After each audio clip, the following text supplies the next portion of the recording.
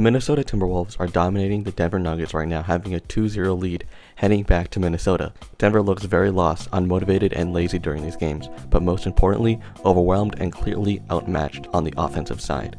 This Wolves defense is the best defense that I've ever seen and one of the best defenses of all time. This is probably the best defense since the 2004 Pistons. The ball pressure that they are applying on ball defense is absolutely insane, and they got everyone in jail, especially Jamal Murray, who is clearly frustrated. Nickeil Alexander-Walker's perimeter and on-ball defense is so much fun to watch. He's such a menace on defense and he's out there smiling. Worst part for the Wolves is that he isn't even the best on-ball defender for this team. Jaden McDaniels is an all-NBA defensive player as well. His defense to on and off ball is crazy. Naz Reid held his own against Jokic in the post, and he anchored down with his strength and really made Jokic fight for his buckets. The communication and chemistry on this team defensively is also insane. This was all when 4-time Defensive Player of the Year Rudy Gobert had missed the game. The Timberwolves defense is absolutely insane with all the length and strength. I legitimately think this is one of the most well-constructed teams in NBA history. The Nuggets are in disarray right now against the Timberwolves, down 0-2, losing both at home. Now they have to enter a hostile road environment in order to avoid a sweep.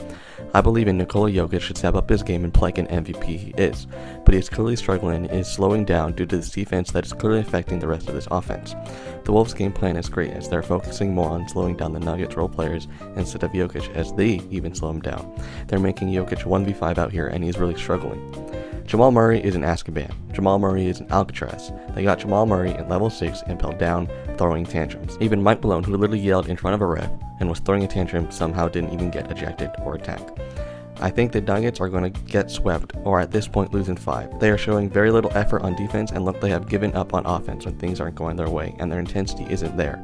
Contrast to the Timberwolves' electric intensity. Anthony Edwards, the next coming of MJ, Michael Jordan's son, is on an absolute crazy playoff run right now.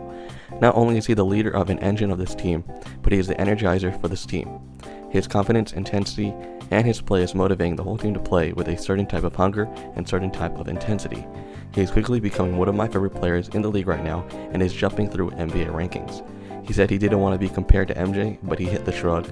I see MJ, Kobe, and Wade in his game. He's the next shooting guard in that mold, a defensive savvy guard who is one of the most athletic players in the game.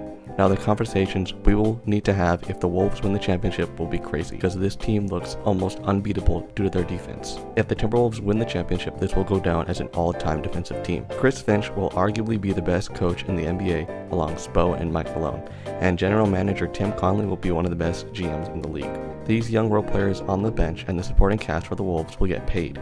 Their legacies get a boost as they are proving to be championship-level role players. Players like Alexander Walker and Naz Reid also have more potential to tap into heading into the future, making this Wolves team even more scary. Veteran point guard Mike Conley finally gets a ring after a long and consistent career. Jaden McDaniels is going to look like one of the best two-way wings in the league, and if he continues to play lockdown defense and good offense, he'll be one of the best wings in the NBA. Cat, after 9 years in Minnesota, he will finally get his ring and see some success.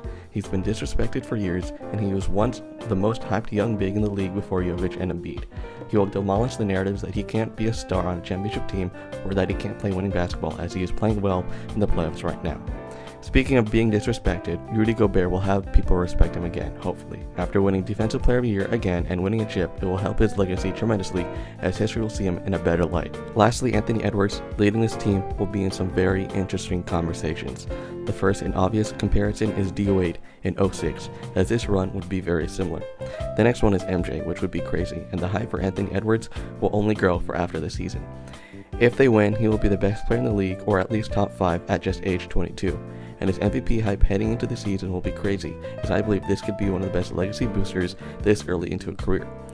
Looking at some of the all-time greats and where we rank them this early would be crazy, because we haven't seen anything like this in a long time. Something that we can never dismiss, similar to how D-Wade won in 06. Ant's legacy and legendary career could start here right now if he solidifies himself and the Wolves as champions. The Timberwolves are currently looking like the team to beat in the playoffs right now and look to be the title favorite by a small margin. Not only are they beating the Nuggets, they are putting on a historical defensive performance in the process. I'd be very interested to see how they could keep playing and wonder how truly deep they could go. But make sure to subscribe.